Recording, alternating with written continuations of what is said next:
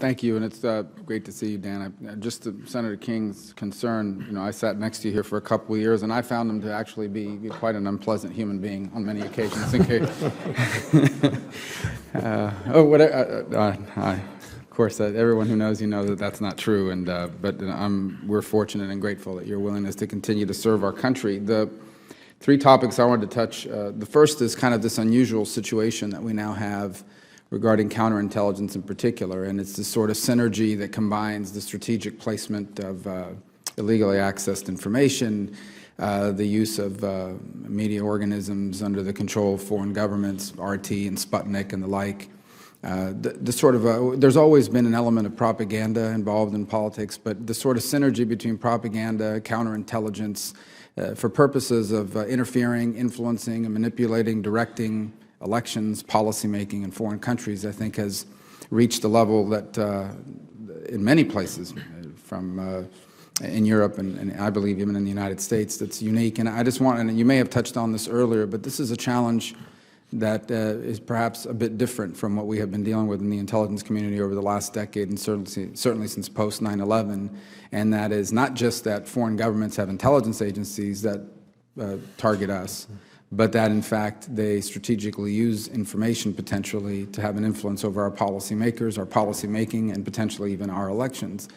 And so that new dynamic, how do you view the multiple different agencies kind of synergizing all of that and to confront this new element that I still think we're grappling with fully understanding?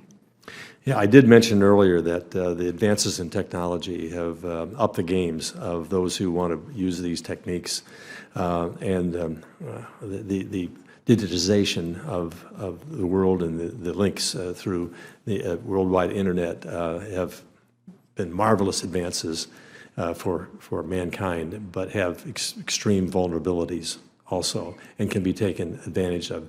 I think we need to educate our public to the fact that these types of things are happening, so that in their factoring in terms of their decisions relative to government and government's functions and elections and so forth is not. They're well aware of the fact that they can't just simply believe everything they hear and everything they read. That there are these efforts out there to undermine who we are as a country, undermine some of our values, cause us to lose confidence in our government's ability to protect their privacy, et cetera. So I do think that requires much more agility,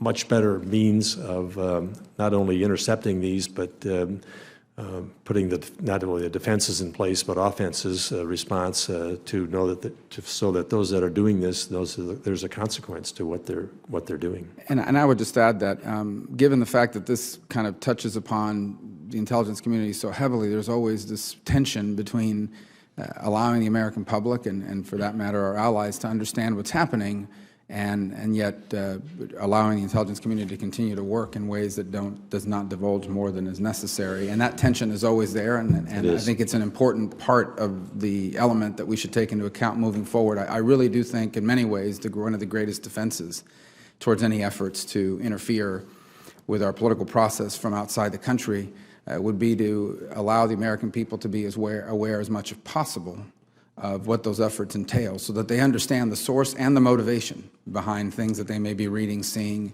et cetera, throughout the process. And so I'm glad to hear you mention that. And I think that'll be a big challenge for the entire intelligence community, and I think you'll have a key role to play in synergizing that across all the different agencies that serve us in that regard. The second issue I want to talk to you about is our detention policy. I'm troubled by the direction it's taken. We know for a fact, and you've seen it in open source reporting, that a number of former Gitmo detainees have gone on to rejoin the fight against us. American citizens have been killed. Others are out there fighting against us now. What is your view of our detention policy at the end of the last administration, and do you have any views now about what you would advise the President in terms of what our detention policy for terrorists and enemy combatants should be in the new administration? Well, I've had the opportunity to travel with Senator Burr and other members of the committee, and Senator Burr leading our contingent, and before him Senator Chambliss and Senator Feinstein, These questions have been asked of intelligence agencies in terms of what has happened to those that have been released from Guantanamo. Are they running a Starbucks in Yemen, or have they rejoined the fight? And a significant percentage of those have rejoined the fight.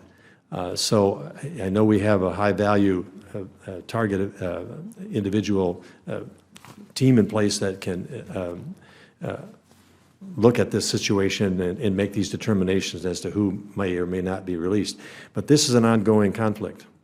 And the last thing we want to do is tell the American people that we're sending somebody back in to become once again our adversary.